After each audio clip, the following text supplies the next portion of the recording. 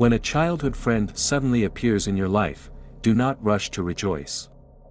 Perhaps he needs something from you, and this reunion will lead to a terrible tragedy.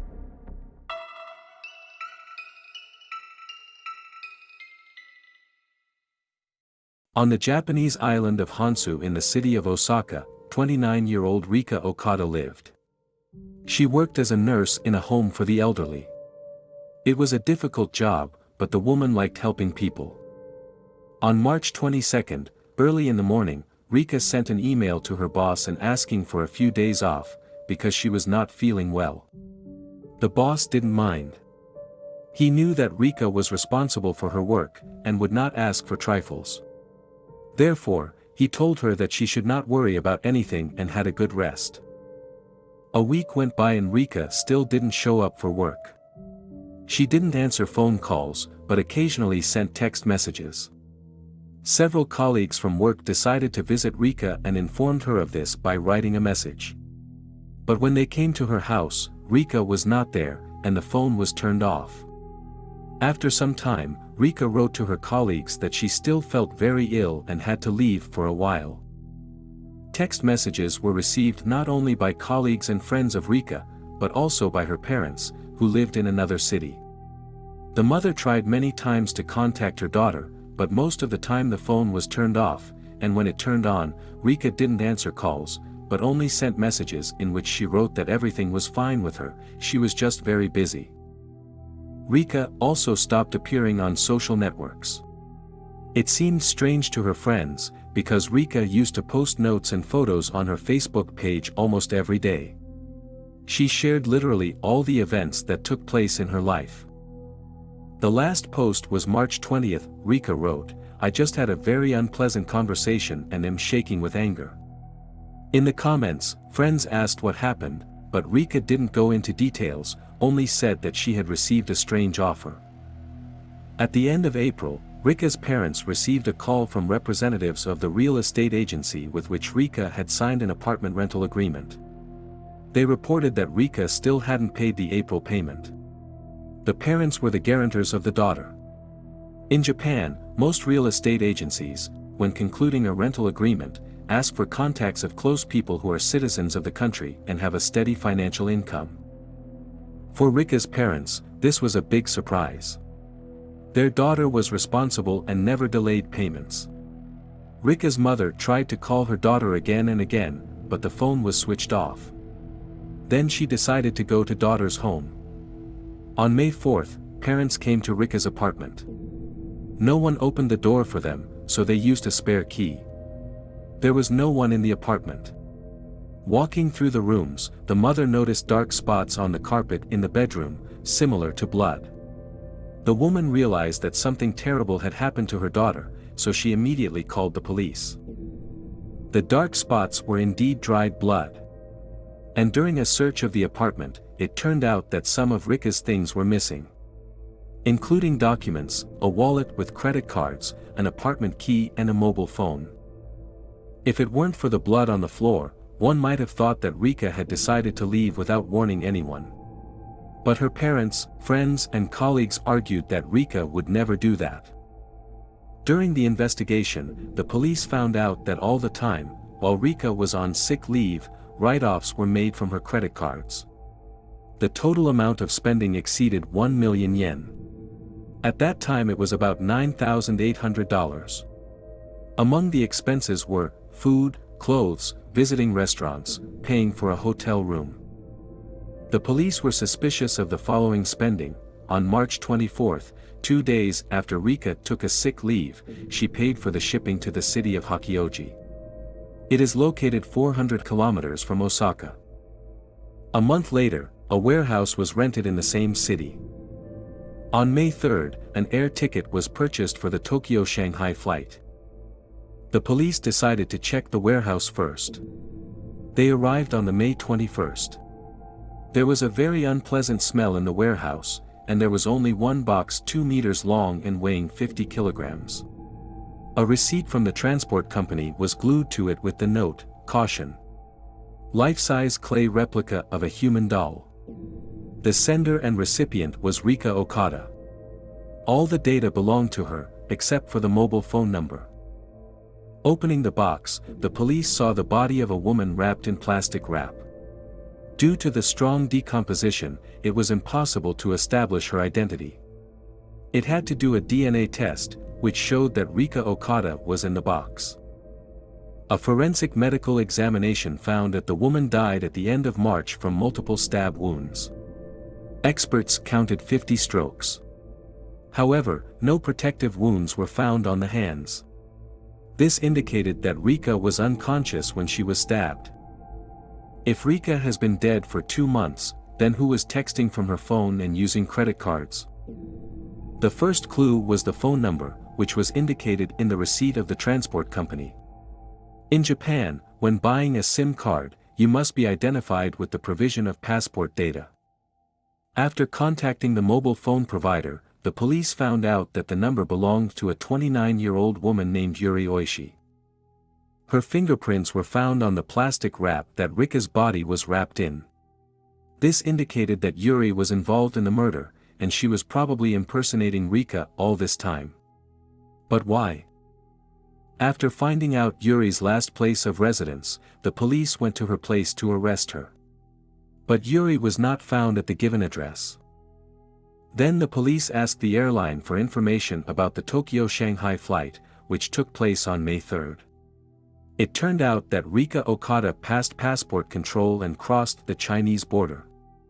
More specifically, it was Yuri who assumed the identity of Rika. It wasn't difficult to do this. There is a small loophole in Japanese law. To obtain a passport, it is enough to provide medical insurance without a photo, which Yuri did. With her new passport, she ordered additional credit cards, bought a ticket to Shanghai, and crossed the border. The Japanese police have contacted the Chinese authorities and reported that there is a person in their country who is suspected of murder, forgery of documents and theft of personal belongings. There is no extradition agreement between China and Japan, so Yuri's extradition was denied. But the Japanese police began to look for Yuri to find out if she really arrived in the country on fake documents. This story quickly spread throughout China. The media became interested in it and practically began the hunt for Yuri. Yuri could not stand the psychological onslaught and soon went to the Japanese consulate herself, where she admitted that her passport was fake, and Rika helped her with this by providing documents. Consulate representatives didn't believe and arrested her. But here the Chinese authorities faced a dilemma. It turned out that Yuri had Brazilian citizenship, and recently lived in Japan illegally. Yuri could only be sent to Brazil. The Japanese authorities made every effort, and in 2017 achieved the return of Yuri to their territory. She was arrested immediately upon her arrival in Japan. Yuri denied involvement in the murder of Rika, but after providing irrefutable evidence, she confessed to everything. So who is Yuri, and why did she decide to steal Rika's identity? Yuri is ethnically Japanese, but has Brazilian citizenship, as was born in this country. When Yuri grew up, her family moved to Japan, to the city of Osaka. There, the girl went to school, where she met Rika Okada. They became best friends. When Yuri graduated from high school, she moved back to Brazil with her parents and lived there until she was 20 years old. For some reasons, the Oishi family fell apart. Due to constant conflicts with her father, Yuri decided to go to Japan again. She liked living there when she was a child, and besides, she believed that there would be more opportunities in this country. Yuri hoped to find a good job and arrange her life. But, having arrived in Japan, it turned out that with Brazilian citizenship, the maximum that she could count on was a low-skilled job with a minimum salary. During her time in Japan, Yuri worked at several supermarkets and grocery stores. There were also problems with housing. Yuri barely managed to find an inexpensive one-room apartment in the city of Hakioji, where she began to live with a girl from China, who also came to Japan in search of a better life. The girls got along very well. According to some reports, they had an affair, but this information has no official confirmation. When Yuri's neighbor realized that she couldn't find a good job, she decided to return to China. She received an offer to work in the advertising business. Yuri also wanted to go to China, but she couldn't leave Japan. Her visa was expired and she had no money to renew it. Consequently, Yuri was in the country illegally, and at any moment she could be deported to Brazil, which she was very much afraid of. Yuri had heard on the news about other foreigners forging passports, and decided to follow suit. She didn't have the money to go to a forgery office, so she started looking on Facebook for a woman her own age, who wasn't married, didn't have kids, and had never left Japan. So Yuri stumbled upon a childhood friend, Rika Okada. Yuri contacted Rika in January 2014. They began to actively communicate and soon agreed to meet. They were also joined by 2 other high school classmates. The meeting was scheduled for February 1st at a pub in Osaka. On that day, Rika posted on Facebook, "I'm going to meet my classmates tonight. It's been 10 years since we last met." During the feast, Rika took a photo and also posted it on her page. That night Yuri stayed over at Rika's place, and returned home the next day. In mid-March, Yuri's neighbor left for China to deal with work and relocation. Yuri became nervous. She wanted to move in with a friend, so she decided to take action. On March 20th, Yuri called Rika and asked for help with forging documents. She needed a friend's health insurance policy to get a Japanese passport to travel to China. Yuri said that the main thing for her was to cross the border, and then she would come up with something. Rika refused. They ended the conversation in a raised voice. On the same day, the woman posted on Facebook that post about the unpleasant conversation. On the evening of March 22nd, Yuri arrived at Rika's apartment without warning, ostensibly for reconciliation. But she had other plans. Yuri had purchased a knife the night before, which she planned to use that evening. Instead of reconciliation, Yuri started talking about forgery of documents again. Rika didn't want to be involved, so she again refused to help and abruptly asked Yuri to leave her apartment. At that moment, Yuri took out a knife and stabbed Rika several times in the stomach. At the trial, Yuri said she didn't remember how it all happened. She woke up at the moment when she struck Rika's body again and again. After that, Yuri tried to clean up the evidence of the crime, buying plastic wrap and a large box in which she packed the body. It turned out that for some time the box with Rika's body lay in Yuri's apartment in Hachioji City. But when she found out that the neighbor was going to come home for things, Yuri rented a warehouse, which was located not far from her house. How events developed further is already known. Yuri's trial took place in 2019. Despite the fact that she pleaded guilty, her defense insisted that the defendant was insane. Allegedly, Yuri suffered from a dissociative personality disorder, and therefore cannot bear full criminal responsibility. She was threatened with the death penalty.